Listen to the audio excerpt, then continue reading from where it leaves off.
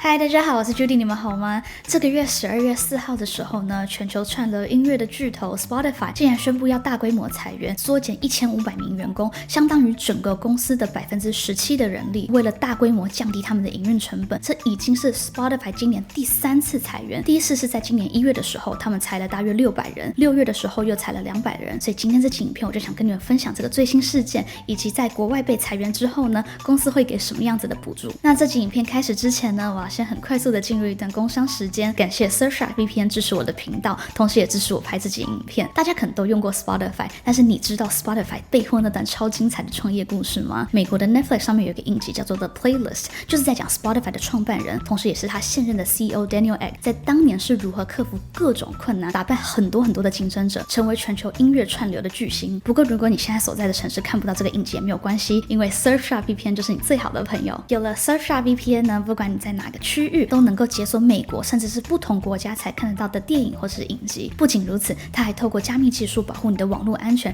让你在使用公共 WiFi 的时候也不必担心个人的资料被泄露。而且它的高速连接可以让你享受畅流的上网体验，就算加密也不会拖慢你的网速哦。那有兴趣的朋友呢，你可以点击影片下方的专属连接，并使用我的优惠码，这样你就可以马上享有圣诞优惠，拥有5个月免费的使用期。而且如果30天之内你有任何的不满意，都可以马上申请退款。好，那2个礼拜前呢，也就是12月4号的时候 ，Spotify 的 CEO 他是透过在官网上面发出声明，对外正式宣布了这个公司裁员的消息。那这份声明呢，有讲到裁员背后的原因、员工的补偿以及他们未来的计划。那我在这边就帮大家做几个重点整理。他说呢，在过去的2年，虽然 Spotify 努力成为世界领先的音乐串流公司，但是全球经济增长减缓，资本成本的上升，就连 Spotify 呢也不能够幸免于这种经济的现实影响。所以为了适应未来的挑战，并实现公司的财务目标，他们才会做出此次的裁员决定。那他在后面呢，同时也提到了造成这次裁员的2大主因。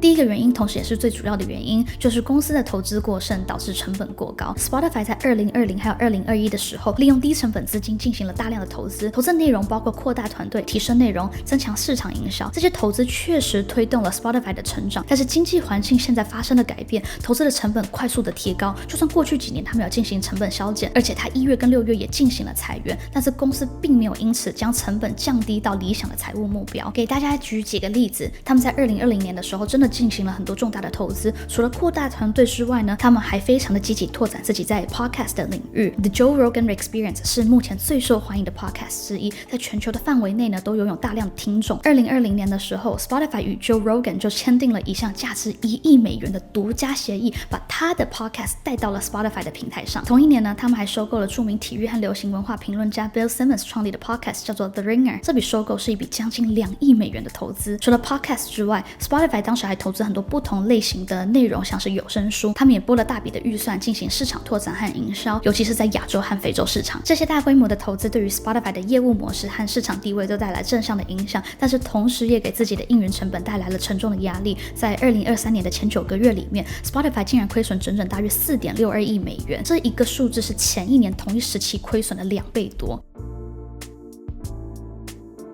那他除了投资过剩，他的 CEO 另外也提到了一个裁员的主要原因，就是员工生产效率低。他在那份声明里面是这样说的 ：By most metrics, we were more productive but less efficient。他表示，现在公司虽然生产力方面表现出色，但是效率上却不够好，有太多员工从事支持性或者是非核心工作，而不是对公司真正有实质影响的工作。所以他觉得公司需要转变重心，将更多的资源投入到那些能够带来更多影响的工作上。那这也是为什么对他来说，这一次的裁员是非常艰难，但是是必要的决定，因为他觉得在 Spotify 初创的时候呢，公司虽然资源有限，但是每一份的资源都被充分利用，最后才造就他们的成功。不过随着公司的成长，他们渐渐偏离了这个资源灵活运用的核心原则。同时他也相信更精简的公司结构可以让他们更有策略的投资。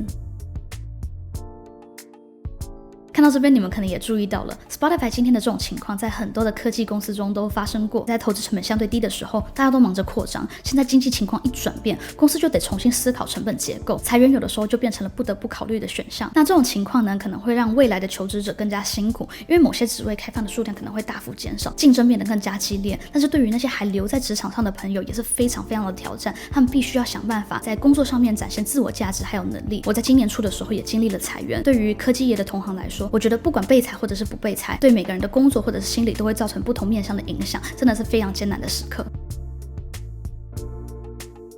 那接下来我们就来看看裁员的事件中一个很重要的话题，那就是被裁员后的员工能够获得什么样的补偿呢？我们先来看看 Spotify 给出什么样子的方案。首先是遣散费 ，Spotify 提供的遣散费是以员工的工作年限还有当地的规定为基础来计算的。不过平均来说，他们的员工可以获得大概5个月的薪水作为遣散费，这跟其他大公司相比，其实还算蛮合理的。Google 在今年1月的时候有进行裁员，他们当时给出的方案是16周的底薪期，工作年限每增加1年多2周的薪水。Facebook 在去年11月的裁员也是给出类似的方案 ，Salesforce 呢是最低5个月 ，Twitter 是3个月 ，Microsoft 没有细说，但是他们表示是 above market average。这边欢迎微软的员工在底下做一些补充说明。那除了这个遣散费之外呢，还有带薪休假，也就是 PTO。对于有未休的带薪休假的员工 ，Spotify 也会支付他们这些假期的薪水。那再来是医疗保险，在员工的遣散期间 ，Spotify 将会继续为他们提供医疗保险，不过他们并没有说多久。之前 Google 和 Facebook 是持续提供6个月左右的医疗保险，这可能可以当做一个参考。然后是移民支持。对于那些需要这份工作去支持移民身份的员工 ，Spotify 有说他们会努力为这些员工提供必要的支持。不过说实话，其实在裁员的过程中，这个部分真的是对于拿着工签在其他国家工作的人来说是最无奈的部分。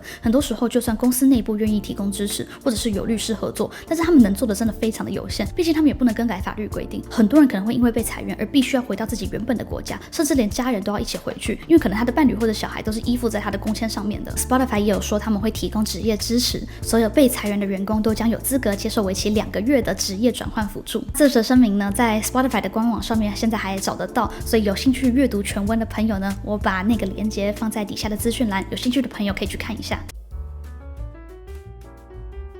那接下来呢，我想带你们来看看国外的网友在社群媒体上面是如何评论这次的事情的。首先呢，我们先来看看来自 Facebook 网友的评论。哇，这则评论有点长。他说 ，Executives must bear the full weight of responsibility for their decisions and actions that lead to a business failure. It is unjust and unacceptable for employees who often have little influence over high-level strategic choices to shoulder the consequences of executive incompetence. Executives earn substantial salaries and bonuses for their leadership roles and must be held accountable when their poor decisions jeopardize a company's future. It's time for a paradigm shift where executives pay the price for their failures, protecting the livelihoods of the dedicated employees who work tirelessly to keep the business running. 下面一个呢是来自 Twitter 的网友的评论。I always thought working for a tech giant would be cool, but stuff like this makes me glad I settled for a tech role in a non-tech industry. 最后呢是来自 Reddit 的网友的评论。This is huge. When does this ever end? Honestly, there's always a new layoff every time I open LinkedIn. It has been 8 months since my layoff, and I have a new job now, but I'm still traumatized. Why this feels so normal? Like it is getting normalized. I don't know, it's crazy. 分享完国外网友的留言，很好奇大家对这次的事件想法是什么呢？就目前的观察而言，现在裁员的趋势还在持续的进行。